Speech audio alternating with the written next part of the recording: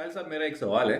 जी sir. आपने जुल्फ़िकार का जिक्र किया कि पोर्टल के थ्रू उन्होंने टाइम ट्रैवल भी किया, उन्होंने इंटरगैलेक्टिक ट्रैवल भी किया, और फिर याजूज माजूज का एक्सेस जो है वो इस दुनिया में पोर्टल के थ्रू जो था उसको बंद किया, उसको ब्लॉक किया। उस ज़माने की या किसी भी किस्म की कोई मैग्नेटिक टेक्नोलॉजी जो कि हम समझ रहे हैं उसको यूज़ करते हुए। तो क्या पोर्टल बंद किया तो इसका ये मतलब है कि तमाम पोर्टल बंद हो गए? और अगर तमाम पोर्टल बंद हो गए तो उसके बाद जो हमें वाकयात मिलते हैं पोर्टल के थ्रू ट्रैवल करने के, उनकी क्या लॉजिक है? एक तो अच्छा सवाल है। एक तो हमें ऐसे कोई श्योर तरीके से पता नहीं कि जुल्करनैन का एग्जैक्ट टाइम स्पेंड क्या था। एक बड़ी अमूमी राय है कि ईसा के बाद, असहाबे कहा का भी वाक़यात ईसा के बाद हुआ है, और जुल्करनैन जो थे वो भी ईसा के दौर के बाद किए। मगर ऐसा कोई उन्होंने भी श्योरिटी से नहीं कहा जिन उलमा कराम ने उनकी टाइम स्पेंड लिखे। दूसरी चीज़, जुल्करनैन ने जो entry to the planet Earth की पोर्टल है ना, ये मेरी राय है ऑफ कोर्स, ये बंद की इसलिए कि याजूज माजूज को अल्लाह ने कहा कि इज़ा फुत्तिहत याजूज व माजूज, कि जब मैं खोलूंगा याजूज माजूज। तो इसमें ये बात तय है कि याजूज माजूज वाली पोर्टल तो पक्की बंद है, मगर क्या बाकी की पोर्टल भी बंद है कि नहीं, वो मैं इसलिए कह रहा हूँ कि उन्होंने सारी पोर्टल्स का जो मेन एंट्री है वो बंद इसलिए की क्योंकि जैसे ही दज्जाल ने अपना ये री एंट्री करनी है, और री एंट्री इसलिए कह रहा हूँ क्योंकि तमीमुद्दारी को तो एक दफ़ा मिल चुका है ना, तो पहले तो कहीं तो गया है वो पहले। तो जब उसने री एंट्री करनी है तो साथ ही उस निशानी में याजूज माजूज की निशानी भी है, और फिर दाबतुल अर्द की निशानी भी है। इसका मतलब है कि उस वक्त कोई ऐसा निज़ाम ओपन हो गया है कि जिससे बाकी के चीज़ें आना शुरू होगी। इसलिए मैंने ये राय दी। हालांकि हो सकता है कि हज़रत जुल्करनैन ने सिर्फ एक ही पोर्टल बंद की हो, मगर लगता है ऐसे कि सारी पोर्टल्स बंद हैं, मगर वो भी वही वाली पोर्टल्स कि जो कि एंट्री टू द प्लेनेट की इंटर जो अर्थ ट्रेजेक्ट्री टेलीपोर्टेशन है उसका तो कोई ऐसा मामला नहीं है। तमीमुद्दारी ने जो पोर्टल में ट्रैवल किया है, दज्जाल से मिले हैं, तो वो जो दज्जाल को जो बांधा हुआ था ना, मैं वहां से ये ले रहा हूं कि दज्जाल को जिस जंजीर में बांधा हुआ था, तो इसका मतलब है कि दज्जाल को किसी जुल्करनैन की किस्म की किसी टेक्नोलॉजी से उन्होंने बांधा। एक माई ने कैसे बांधा एक आदमी को, तो वो कोई ऐसा कोई मामला किया हो उसके साथ। मैं उस तफसील में अभी नहीं जाऊंगा, वो क्योंकि फिजिक्स के पूरे लेक्चर खोल रहे हैं कि कोई ऐसी चीज़ जो कि ऐसी मैकेनिकल डिवाइस है जो कि चार्ज को अप एंड डाउन कर चुकी है। वो बहरहाल ज़रूरी नहीं है कि वो चार्ज यूज हो, क्या पता जंजीर से ही बांधा गया उसको। द पॉइंट इज बांधा तो गया था। तो जब उसने कहा कि ये तीन निशानियां पूरी होंगी तब मैं आऊंगा, तो इसका मतलब है कि तब तक कोई पोर्टल नहीं खुल रही जो कि जमीन पे एंटर हुई। तो उसने खुद मुंह से बताया कि फरात का पानी चल रहा है। हाँ, अभी तो चल रहा है, हमारे दौर में तो चल रहा है। फिर निशानी ये है कि अल्लाह के नबी अलैहिस्सलाम ने कहा कि जब तक फरात या तजला के अंदर से सोने का पहाड़ ना निकल आए, और सुनिएगा, इन दोनों को कनेक्ट करें हम, तो कोई खुश्क होगा, हमने पता कहा है वो तेल निकल आएगा, ब्लैक गोल्ड है, और तो पानी चूंकि डैम बना देंगे तो ये होगा वो होगा, जो भी हमने निकाला है। सोने का पानी, सोने का पहाड़, सोने का पहाड़ है, काले सोने का पहाड़ है, काला पानी, सोने का पहाड़ है, बस सोने के पहाड़ का जिक्र है। ठीक, तो इसका मतलब ये है कि ये दोनों चीजें हम इकट्ठी पजल में देखें तो पता चलता है कि there is something that is going to happen inside this river, जिसके थ्रू कोई ऐसी चीज होनी है कि वो पोर्टल या उसकी वो जंजीर टूटनी है कि वो री एंट्री करेगा। या फिर कोई भी शायद ताल्लुक ना हो इसका, फिर भी उसकी वो री एंट्री किसी और वजह से बंद हो। मगर नजर आता है कि ये एक क्लू है कि, क्योंकि क्लू तो डायरेक्ट अल्लाह के नबी अलैहिस्सलाम ने है ना, कि जब तक ये ना हो जाए तब तक दज्जाल नहीं आना। या ये तो दज्जाल ने कहा था, अल्लाह के नबी अलैहिस्सलाम ने कहा कि दज्जाल उस दौर में फरात का पानी जब या दज्जला में से सोने का पहाड़ निकल आए तो लोग उसको मतलब आपस में छीना झपटी चल रही होगी उसके सोने की, और उसी दौरान दज्जाल की खबर आ जाएगी। और साथ ही ये कहा अल्लाह के नबी अलैहिस्सलाम ने कि दज्जाल का ज़हूर अचानक होगा। तो ये अचानक के कॉन्सेप्ट से भी ये बात हमारे ज़हन में आनी चाहिए कि कोई अचानक, पोर्टल इज इमीडिएट एंट्री ना, सडन ट्रांजिट होता है। पोर्टल का मतलब कि 4 घंटे का सफर है एयरलाइन का, पोर्टल का तो मतलब है यहाँ पे क्रॉस किया तो किसी और प्लैनेट पे पहुंच गए। तो पोर्टल का तो बेसिक कॉन्सेप्ट ही यही है। सो ये चीजें उसी तरफ इशारा तो कर रही हैं बड़ी क्लियरली कि something is going to happen which is going to lead to sudden. और फिर हदीस है कि आखिरी निशानियां ऐसी हैं जैसे कि माला टूटती और मोती नीचे गिरते हैं पैर दर पैर। तो वो लगता है ऐसे ही है कि अचानक कोई वाकया हुआ और सारा कुछ खुल गया। फिर याजूज माजूज आ गए दज्जाल के मरते ही, फिर था दावतुल अर्द आ गया, फिर पता नहीं जितने भी मामलात खुलने हैं, और फिर पर अल्लाह ताला ने कहा फिर तो दरवाजे सारे खुल जाएंगे। अच्छा, एक और सवाल है जो कि आपने जो अभी बात की उसी से रिलेटेड है, दज्जाल के हवाले से ही, कि एक तो दज्जाल ने अभी पैदा होना है, ठीक है, तो अभी हम जिस वक्त से गुजर रहे हैं उसी वक्त में पैदा होगा। अब होता है कुछ आने वाले वक्त में होता है, तो जाहिर बात है जब वो पैदा होगा तो वो बच्चा होगा, एक फिजिकल एवोल्यूशन से गुजरेगा, तो जाहिर बात है सीखेगा, बोलना सीखेगा, इल्म हासिल करेगा। उसके पास ये इल्म आएगा कहाँ से, जो कि हम में से किसी के पास अभी तक नहीं है।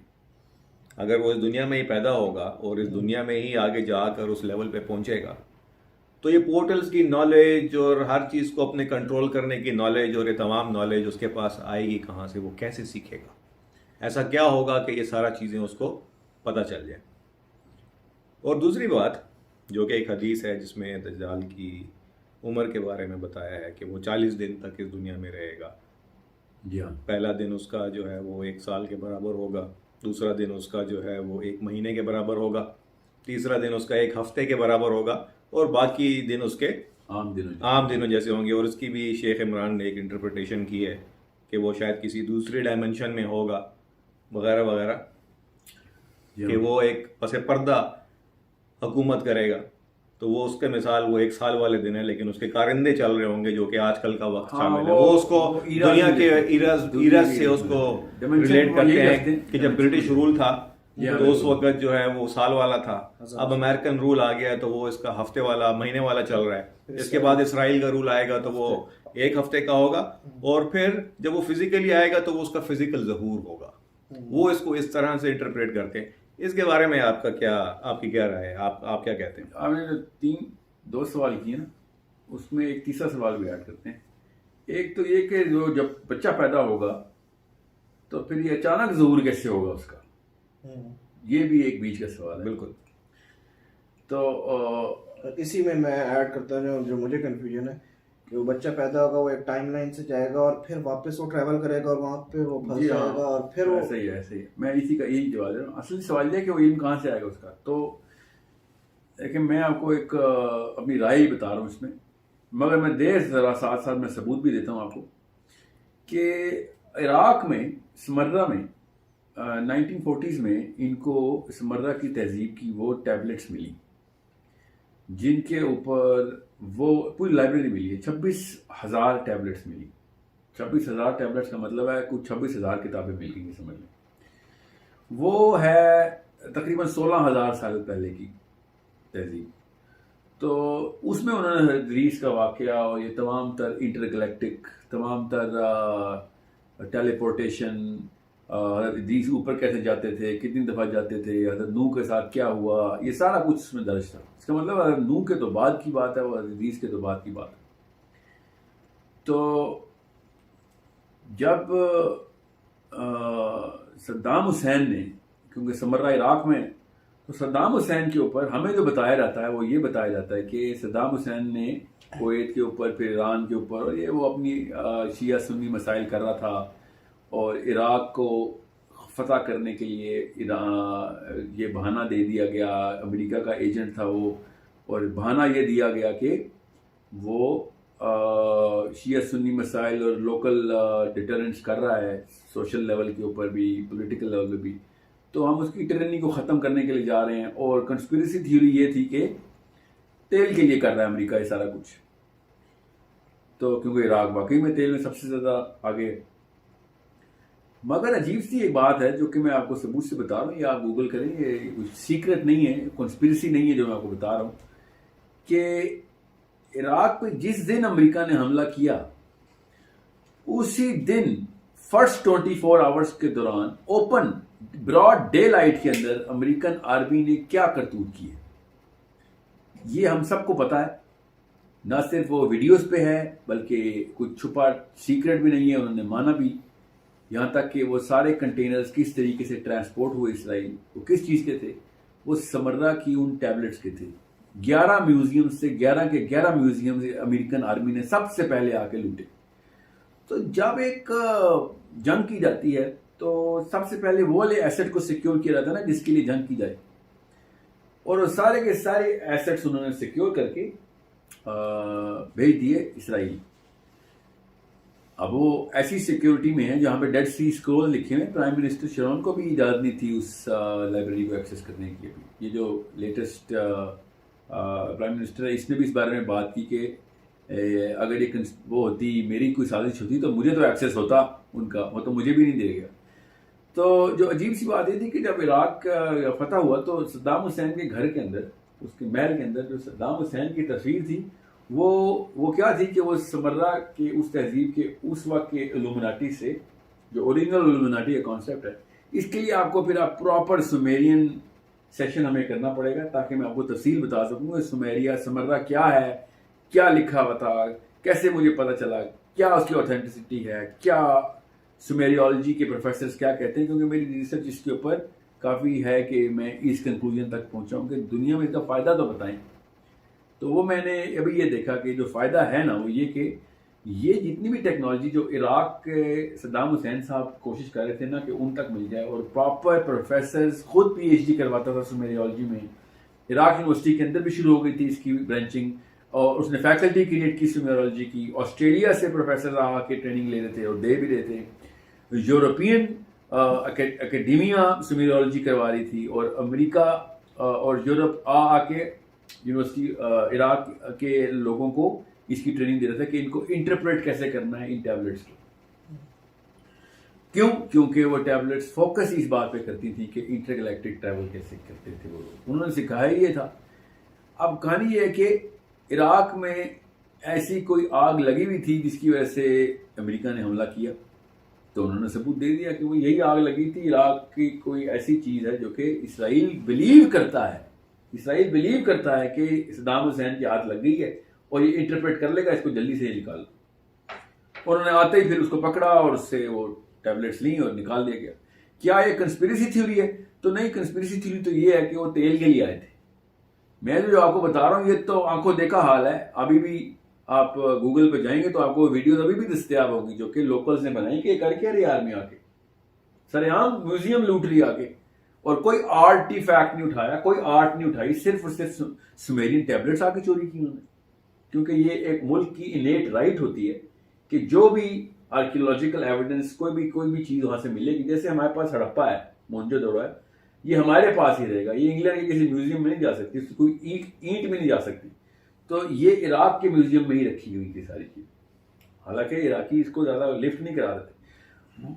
आपके सवाल के जवाब के साथ इसको इसलिए कनेक्ट करने की कोशिश कर रहा हूँ कि 2 वाक़यात अजीब व गरीब से हुए इस दौर में। एक, निमरॉड के मम्मी को उन्होंने फ्रेंच पासपोर्ट दे के फ्रांस में लेके गए, उसका DNA निकाला प्रिजर्वेशन के बहाने, और फिर प्रॉपर उसको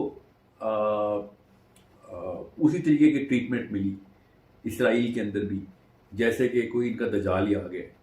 और फिर ये सुमेरियन टैबलेट्स के भी उन्होंने इस तरीके से ये मामला किया। क्या ये बातों के अंदर वाकई वो इल्म है जो दजाल को मिलेगा? तो मुझे तो इल्म नहीं है, अल्लाह को इल्म है खाली, मगर एटलीस्ट कोशिशें उनकी इसी लेवल की हैं।